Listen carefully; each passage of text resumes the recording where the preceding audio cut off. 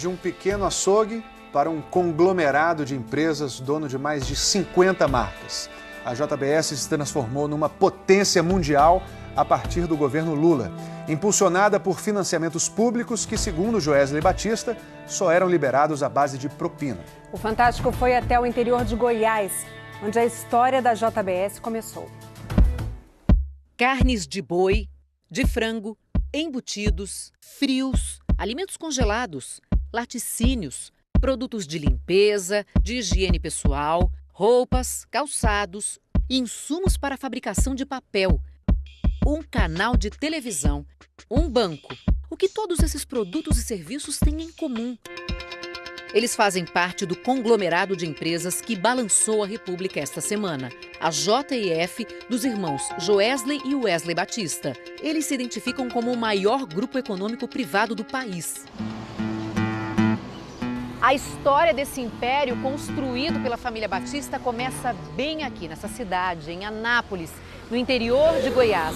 Mais precisamente em 1953, com o pai de Wesley e Joesley, seu Zé Mineiro.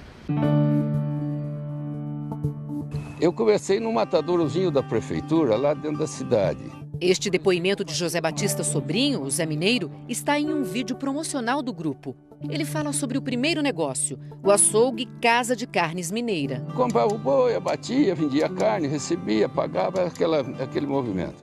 O açougue não existe mais. O matadouro hoje está abandonado. Aqui, Zé começou abatendo 5 cabeças de gado por dia. Logo depois, esse número aumentou. Naquela época, Brasília era um canteiro de obras. Foi aqui que o patriarca dos Batista deu o primeiro grande passo da empresa. Passou a fornecer carne para as empreiteiras que estavam construindo a capital do país. As vendas prosperaram. Em 1970, o Zé Mineiro se mudou para esta casa em Formosa, no interior de Goiás. Ao lado, abriu o escritório do frigorífico que viria a ser um dos maiores do país. Isso é o que restou da primeira unidade do frigorífico Friboi. Essa daqui era a sala de abate. E bem aqui do lado ficavam as câmaras frias. Os motoristas encostavam bem nesse ponto, pegavam o carregamento e levavam para os açougues. Marco era um dos caminhoneiros daquela época. Eu só dirigia e fazia a venda e o recebimento. Um caminhãozinho pequeno. Saía daqui. Isso. Depois foi crescendo e chegou onde está. Esses são os primeiros funcionários da Friboi. O que é isso? Chaveiro do Friboi. Frigorífico Friboi Limitada, Formosa, Goiás, Fazenda Brocotó. Aqui o endereço, aqui onde nós estamos. Eu era auxiliar de contabilidade. Começou com quantos funcionários aqui? Começou com 25, 30, não. Eu sabia que eu ia chegar onde chegou.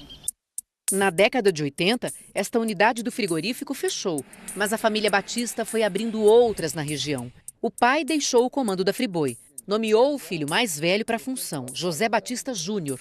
Os outros 2 filhos homens, Wesley e Joesley, também assumiram cargos de chefia. A Friboi foi crescendo ao rodar o país para comprar frigoríficos endividados e recuperar as unidades. Em 2006, Joesley virou o presidente da empresa, que passou a se chamar JBS, as iniciais do nome do pai. No ano seguinte, 2007, viria o grande impulso nos negócios. Com o apoio do governo Lula e uma ajuda importante do BNDES, o Banco Nacional de Desenvolvimento, a JBS se expandiu mundialmente. Na delação que fez a Procuradoria-Geral da República, divulgada esta semana, Joesley relembrou o primeiro contato com o banco estatal. A gente fez a nossa primeira abordagem no BNDES, mostrando a possibilidade que teria, né, qual seria a possibilidade da gente poder internacionalizar as empresas brasileiras. Ele também relacionou os empréstimos a pagamento de propina. Entre 2007 e 2010, o banco injetou mais de 8 bilhões de reais na JBS. Hoje, é dono de 21% da empresa. Abastecida pelo dinheiro público, a JBS comprou gigantes internacionais no setor de carnes e aves. Transformou-se na maior processadora de proteína animal do mundo. Se não tivesse o suporte financeiro do BNDES, eles não teriam condições de fazer isso. Afinal de contas, qual é o interesse em financiar a produção em outros países que são nossos competidores no mercado externo? Isso não faz sentido do ponto de vista de um banco que deveria fomentar o desenvolvimento do Brasil. A expansão se acelerou e a JBS começou a diversificar as atividades. As mais de 50 marcas foram reunidas no conglomerado JEF Investimentos, com empresas no mundo todo. Você ter acesso a uma fonte de financiamento barata dá muita vantagem para a empresa em relação a quem não tem esse acesso ao financiamento. Na mesma velocidade, aumentava a relação dos irmãos Batista com a política. Nas eleições de 2010, a JBS doou 65 milhões de reais para candidatos de vários partidos. Em 2014, esse valor saltou para 366 milhões de reais. E isso sem contar os pagamentos via Caixa 2, como Joesley contou na delação. Propina disfarçada de doação política. Um dos beneficiados, segundo o executivo, teria sido o presidente Michel Temer. Ele nega. Há 5 anos, Temer foi um dos 1000 convidados do casamento de Joesley, em São Paulo. A chegada da Lava Jato atingiu os irmãos Batista. Desde o ano passado, a JEF virou alvo de 5 investigações da Polícia Federal. A última delas há 3 semanas. Os policiais estiveram na casa de Joesley Batista, dono da JBS. Houve busca e apreensão também na casa do irmão dele, Wesley Batista. A Operação Bullish apura irregularidades nos empréstimos do BNDES no grupo. O banco nega. Esta semana, Joesley divulgou uma nota dizendo que a empresa não honrou os valores com o poder público brasileiro. Depois das delações, os irmãos Batista se preparam para um novo capítulo nos negócios. Nos Estados Unidos, onde hoje já estão boa parte de suas operações, como conta de Nova York a repórter Sandra Coutinho. Os irmãos Batista chegaram aqui determinados a criar um império em solo americano. E enquanto faziam isso, se cercavam de luxo. Eles seriam os donos da cobertura deste prédio de alto padrão num dos endereços mais nobres de Nova York. O apartamento foi comprado no ano passado por 38 milhões de dólares, quase 125 milhões de reais. O valor é superior, por exemplo, à multa aplicada a Joesley Batista pelo Ministério Público Federal, 110 milhões de reais. Fotos do apartamento divulgadas por uma imobiliária americana mostram o nível do empreendimento, de quase 900 metros quadrados. Nas redes sociais, a mulher de Joesley, a jornalista Tiziana Vilas Boas, mostrava a rotina de quem frequentava os melhores restaurantes da cidade.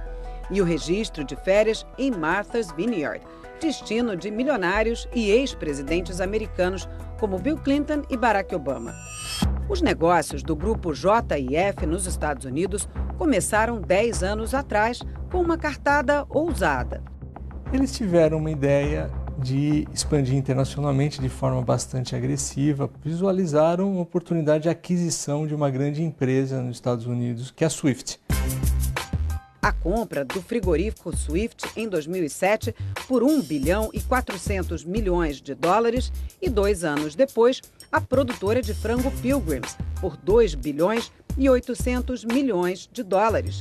Foram os passos iniciais para a empresa se tornar uma gigante também nos Estados Unidos. Os americanos começaram a se perguntar quem que é JBS. Recursos públicos do BNDES foram usados nas aquisições durante o governo Lula. O conglomerado cresceu rapidamente. A partir dos Estados Unidos, se expandiu para o mundo. Hoje, a empresa atua em mais de 150 países. Tem 260 mil empregados e 300 unidades, 65 delas nos Estados Unidos. O Fantástico foi até uma das fábricas em Souderton, no estado da Pensilvânia. Aqui, mais de 1000 funcionários produzem diferentes cortes de carne bovina, distribuída principalmente na costa leste dos Estados Unidos. E em meio ao tsunami de delações no Brasil, normalidade. Estão trabalhando normal, mas já o turno se acabou. Eles continuam operando, continuam trabalhando normalmente. Agora nós vamos ter que acompanhar como que vai repercutir todos esses casos aqui, das delações que estão ocorrendo aqui, e como isso vai se refletir lá nos mercados norte-americanos. Assim como no Brasil, a JEF nos Estados Unidos está negociando um acordo de leniência, uma espécie de delação premiada para empresas. No Brasil, o acordo não parece próximo do fim. A Justiça pediu multa de 11 bilhões de reais. A empresa ofereceu bem menos, 1 bilhão. Hoje, mais de 70% dos negócios da família estão fora do Brasil, a maior parte nos Estados Unidos. Eles são essencialmente uma empresa norte-americana. O advogado deles disse que Wesley está no Brasil e Joesley continua no exterior. E confirmou que Joesley teria recebido ameaças de morte.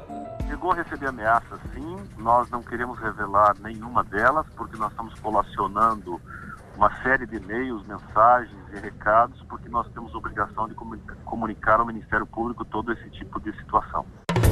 A Procuradoria-Geral da República confirmou ao Fantástico que teve acesso às ameaças relatadas pelo advogado. As últimas imagens de Joesley no Brasil mostram o empresário no Aeroporto Internacional de Guarulhos, de onde embarcou para os Estados Unidos, depois de assinar o acordo de delação que abalou a política brasileira. O mercado americano, a legislação americana é muito restrita em relação a práticas de corrupção. Você tem lá leis de corrupção que são bastante rigorosas, então nós vamos ver agora como que isso vai se desenrolar.